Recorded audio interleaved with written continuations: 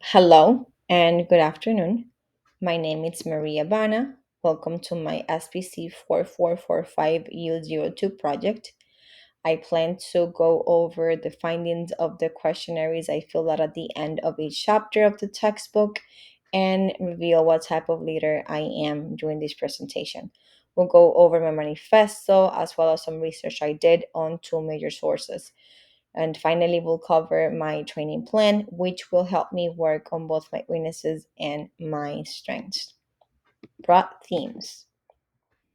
I discovered that I had a high leadership attributes in the areas of relationship and interpersonal skills. However, I had low leadership attributes in the areas of task and management skills.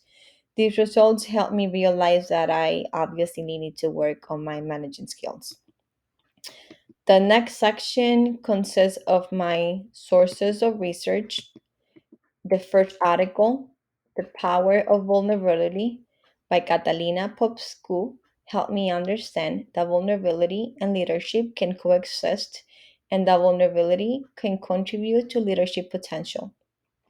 This article also helped me understand that the idea of power has both culturally and individually determined meaning.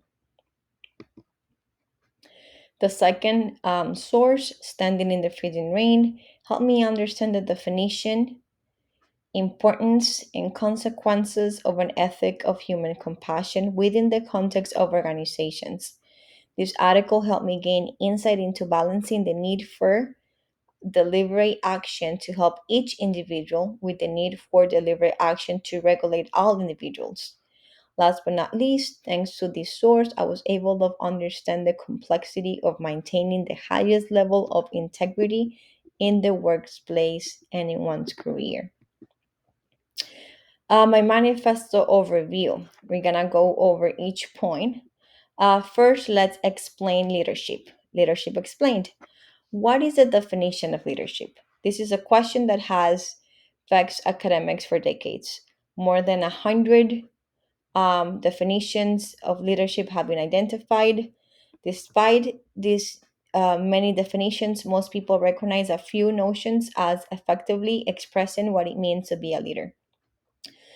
Leadership as a trait. A trait is a characteristic of a person that is often inherent. When we talk about leadership as a trait, we're talking about the attributes that each person brings to the table that impact how they lead. When you say leadership as a trait, you're emphasizing in the leader and his or her unique abilities. Leadership is an ability. A person who has leadership ability is capable of leading. While the term ability is commonly used to refer to an inherent ability, it can also be learned. Some people are born with the talent to lead, while others must work hard and practice to develop their leadership skills. Leadership is a skill. Leadership is a skill that many be learned in order to complete a task successfully. Skilled leaders are capable individuals who understand that means and strategies for carrying out their duties. Because skills are competencies that people can learn to achieve, describing leadership as a talent makes leadership accessible to everyone. Leadership is a behavior. Leadership is also a behavior. It is what leaders do when they are in position of authority. The behavior of leaders is concerned with how they treat others in different scenarios. It is possible to observe these behaviors.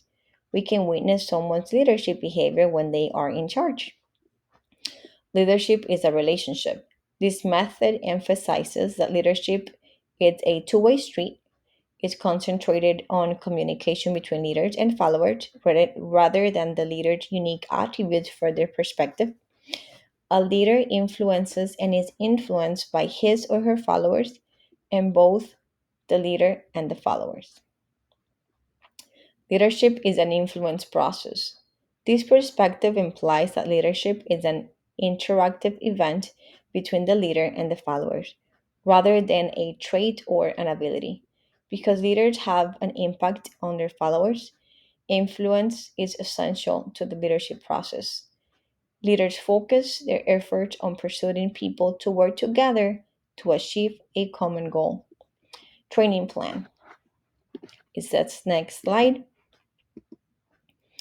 My training plan includes setting goals, maintaining my strengths, work on my weaknesses, and always request feedback. Conclusion. In conclusion, this manifesto helped me identify my strengths and weaknesses as a leader.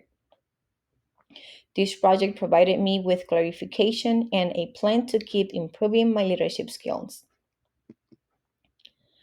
The last slide contains many references used throughout the presentation. Thank you so much for listening. Have a wonderful day.